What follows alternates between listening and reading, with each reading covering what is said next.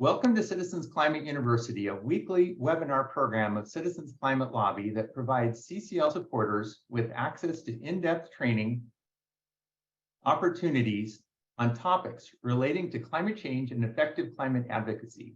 Tonight's topic is Help Your Chapter Take Action with CCL's Policy Agenda.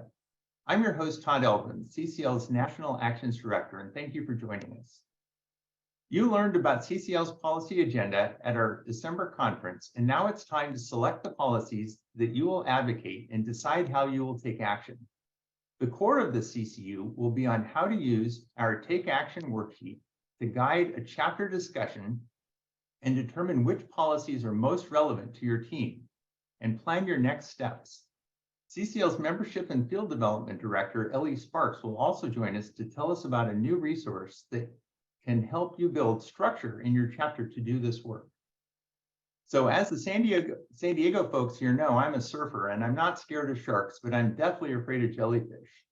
In the year 2010, I was learning about climate change, and I learned that the oceans were getting more acidic and jellyfish thrive in an acidic ocean. I felt hopeless. I was going to have to give up surfing, which is a very important part of my life. I joined CCL in 2012 and felt empowered, and working with CCL is the most worthwhile and effective work I've ever done, and I'm still surfing every day. This CCO will have been a success if at the end you're familiar with CCL's policy agenda, you know how to use our new Take Action worksheet to swing into action, and you've learned about a new resource for defining leadership roles in your chapter. So here's our agenda for this training. We're going to start by quickly going over policies at CCL's policy agenda. And then we're going to talk about using the Take Action worksheet. Then we'll have some question and answer. Then we'll have a visit from Ellie Sparks to tell us about a new volunteer leadership role description resource. And then we'll do some more Q&A. At our December conference, you learned that the policies in our policy agenda are effective in reducing net emissions and building bridges both in Congress and in our communities. Now it's time for your chapter to select the policies you will advocate, decide which levers you will pull for each policy you select, and then jumpstart your advocacy work. I'm personally excited to advocate building electrification because I'm electrifying my own home here in San Diego. Since we don't expect your chapter to work on all 4 policies, we've created a new Take Action worksheet that gives you a process for identifying the policies that are the best fit for your chapter. Be sure to allocate time during your next chapter meeting agenda to complete as much of the worksheet as you can and assign research tasks for gathering more information. Unless you're able to be in 4 places at one time, you saw only one of the 4 policy breakouts at our December conference. You can find recordings and slides for each of the 4 conference policy sessions at cclusa.org/presentations. I'll put that here in the chat.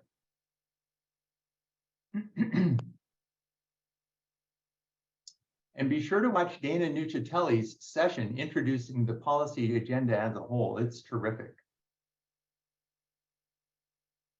Okay, let's shift gears and talk about our new Take Action worksheet, which is a new resource to help you and your chapter make a plan to advocate 1, 2, 3, or all of the 4 policies in our policy agenda. So where can you find the worksheet? Our new Take Action worksheet is included in CCL's December action sheet, which went live on CCL Community on December 2nd. As usual, you can get your own copy of the December action sheet at cclusa.org/action sheet. And it was also sent in an email to all group leaders on December 6th after the group leader call. I just put that action sheet link in the chat as well. And here's the link for the slides and videos from the conference. You may notice some cool new design improvements in the monthly action sheet as well. You can also find the worksheet on CCL Community at this link that I'm going to paste into the chat. Our new Take Action worksheet is 2 pages. On page 1, there's a discussion section with 3 questions that will help your chapter have an effective discussion about the 4 policies and select the ones that your chapter will work on in 2023. The questions are, what policies are folks personally excited about? Which policies are most relevant and applicable to your community or state? And which policies are most likely to be important to your member of Congress? During your discussion, also consider what other local organizations are doing and how their work might fit into your planning. If you find that you need more details on the policies, you can watch the recordings of the policy breakouts from the conference and refer to CCL Community's policy agenda training page that is linked from the worksheet. Your discussion may reveal that you need to gather more information, so be sure to make a list of what you need to find out and who's going to do each research task. Page 2 is the actual worksheet, so make a copy of page 2 for each policy you will advocate.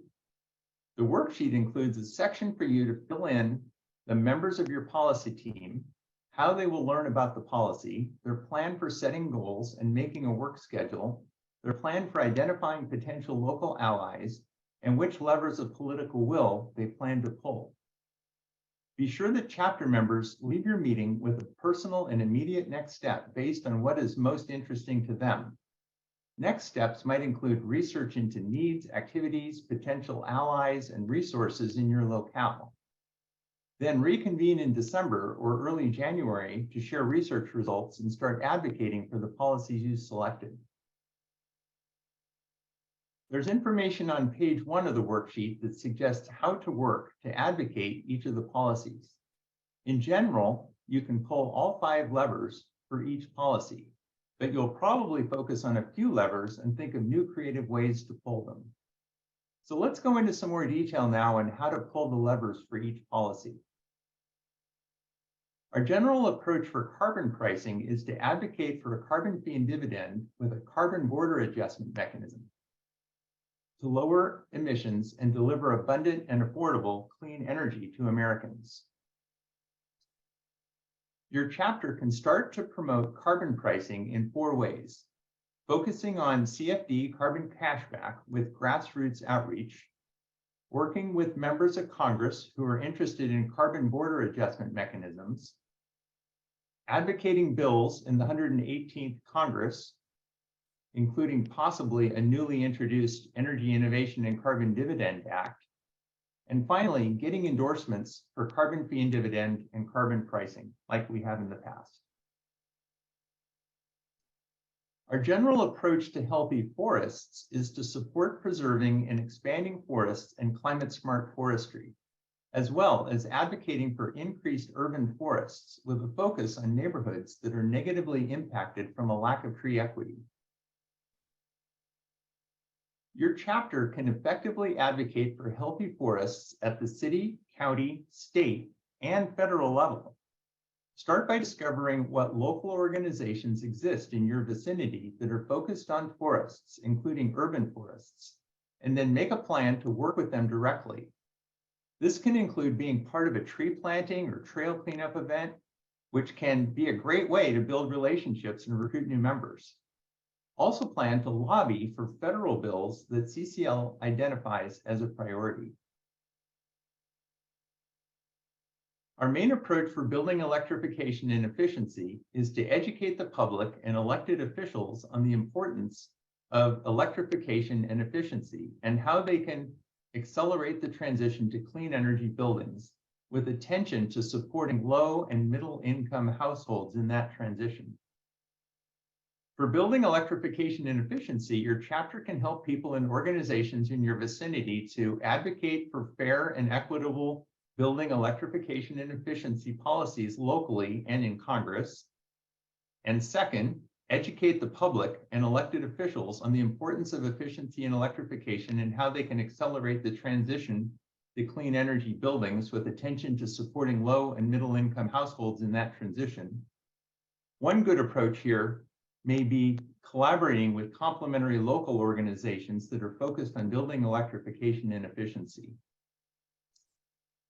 Our approach to clean energy permitting reform is to increase America's capacity to transmit clean energy and speed up the approval of clean energy projects while preserving communities' ability to give input. For clean energy permitting reform, the focus will be on Congress. CCL will provide detailed guidance here as clean energy permitting reform bills are introduced. Be sure to include lobbying in your worksheet and pull other levers when you feel it's locally useful. Let's look at a completed worksheet to see how your chapter might quickly fill in what you know, then do some research and fill in more answers later. I filled in this worksheet by hand with a blue pen. There are 3 things to notice here.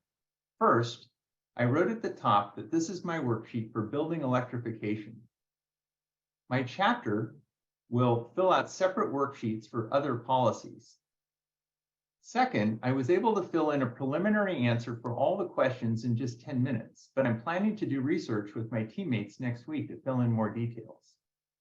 Third, the first 6 questions got me thinking about who's on the team, how will they learn about the policy, how will we set goals, and what are some potential local ally organizations. Then I filled in how we plan to pull the 5 levers of political will for electrification. All right, now we're going to go take a look at a new resource that your chapter can use to build the capacity and structure to take on all of this policy work. This resource is a tool for defining leadership roles in your chapter. So let's watch this video from Ellie Sparks, CCL's Director of Membership and Field Development, describing the resource. Role descriptions and email templates, tools to help you fill empty roles in your chapter. I am Ellie Sparks, Director of Membership and Field Development. Welcome to our CCL short video in which we will cover what tools you can use to fill empty roles in your chapter, how to use these tools for best effect, and where to find these tools. On CCL Community, you have 2 tools at your disposal, role descriptions and email templates. Let's explore role descriptions first. We now have a list of role descriptions for every role in a chapter. The role descriptions follow a basic formula starting with the name of the position, for example, endorsement seeker. The role description will indicate who you get to work with in this particular role. An endorsement seeker works with other CCL volunteers. We will tell you what you're going to do in general. Endorsement seekers reach out to local leaders. And we give you some examples of specific tasks associated with the position. We aren't going to list all of the tasks for the position, just a few top examples. We give you an estimate of how many hours the position takes. We tell you the name of the people or person who can help support you in this position. Usually it's a CCL staff member. Sometimes it's a volunteer who leads an action team, or a state or regional coordinator or a group leader. We give you a link to the page on CCL Community where you can get training to get started. Lastly, we tell you what role you could advance to once you develop your proficiency in this particular role. This references the 3 P's: play, purpose, and potential, the motivating factors for people doing any kind of work. Am I having fun? Am I making a difference? What might I do next? Let's have fun volunteering. We have boatloads of purpose with CCL, and keep in mind that at CCL we have lots of room for advancement. So there you have it, one example of a role description. When you pitch this role to your chapter volunteers, you can share the role description with them to give them an idea of the commitment. When you think about your volunteers, what skills and talents they have, you can match roles with volunteers and then ask them one-on-one to consider stepping up. When you onboard new volunteers, you can let them know about open roles in your chapter. It might be they could see themselves filling a particular role. That was an example of a role description. Let's move along to email templates. Here's an example of an email template for the role of endorsement seeker. I'm going to read this to you and you can read along with me. After we read together, I will point out the key elements of the email and I will tell you the most important secret success ingredient. If you follow the principles in this email and send it exactly as I describe, you may likely get results that other group leaders, state coordinators, and regional coordinators have gotten when using this strategy. Let's read the email now. Seeking a CCL Grasstops volunteer is the email subject line. Dear CCL friends, an immediate and short term volunteer opportunity has opened up for our city. This is a way to try your hand at working directly with the team of CCL volunteers who are reaching out to community leaders, specifically to join a team of CCL volunteers in meetings with locally respected leaders, introduce the leaders to our work, and ask for their support. If you would be willing to serve in this capacity over the next several months or so, please let me know by end of day. And then you mention a day of the week. If you've never done this before, Sabrina Butcher, CCL's Action and Endorsement Coordinator, will walk you through the process and provide support. Please consider volunteering with gratitude, and then you sign. First of all, let me tell you about Jean Rytok, the group leader who sent a nearly identical email out to her roster of 1,000 people. Jean was looking for a liaison and sent the email to everyone on her roster, regardless of their activity in the chapter. 996 people did not respond or outright declined, but 4 people did reply to Jean, expressing their interest in becoming a liaison. 3 of those people had never done anything with the chapter before, sitting on the sidelines, receiving chapter newsletters or meeting announcements, but never coming to a meeting and not helping with a thing up to that point. 3 sideline sitters stepped up to help. Had Jean only sent the email to her active volunteers, she would have missed giving those sideline sitters a chance to step up. I've just given you a key to success. I'm going to tell you this again at the end because doing the opposite will bring you great disappointment. Now let's look at the key elements of the actual email itself. First, you will notice that we do our very best to avoid CCL jargon. Instead, use more common words to describe tasks. Endorsement seeker becomes Grasstops volunteer. Potential endorser becomes community leaders or locally respected leaders. So in these emails, avoid CCL lingo. Next, you will see several key elements in the email. Let's look at those one at a time. The email conveys a sense of time sensitivity. You need help now. If they dawdle thinking about the opportunity, they may just miss this great chance to make a difference. Acting quickly by emailing you before the end of the week will put them high on your list of possible candidates.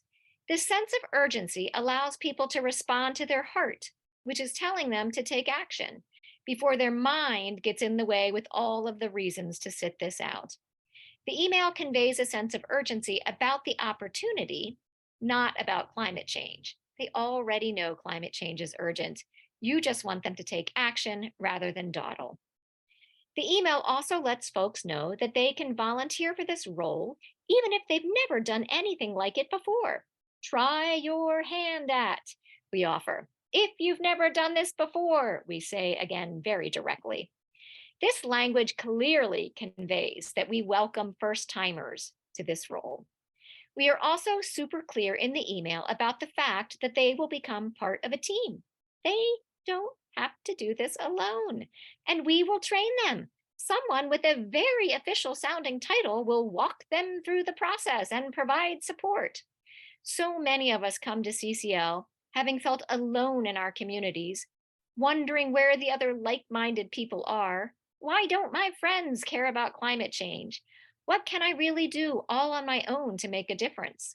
I'm not a scientist or an organizer, and I can't imagine learning what I need to learn to solve this problem.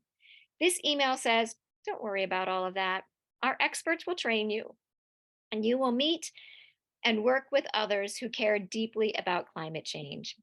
Teamwork and training, that's what we will provide you if you step up for this volunteer role. If you see someone referenced as the trainer in a particular email, you can rest assured that we have confirmed their willingness to be mentioned in your emails. What other gems are hidden in the structure of this email? We give 3 examples of tasks involved in this role. Again, we avoid jargon when describing the tasks and we keep it simple. We tell them about the time commitment for this particular opportunity. This lets them imagine how it might fit into their lives. And you will notice that we do not give them links to CCL Community. We do not give them the trainer's email address. We do not tell them to contact someone to learn more about the role. We keep them in the email rather than clicking on links and getting lost in cyberspace. We invite them right here and now to decide to toss their hat into the ring or not. And we send it as a standalone email, not part of a newsletter. And first and last, we send the email to the entire roster.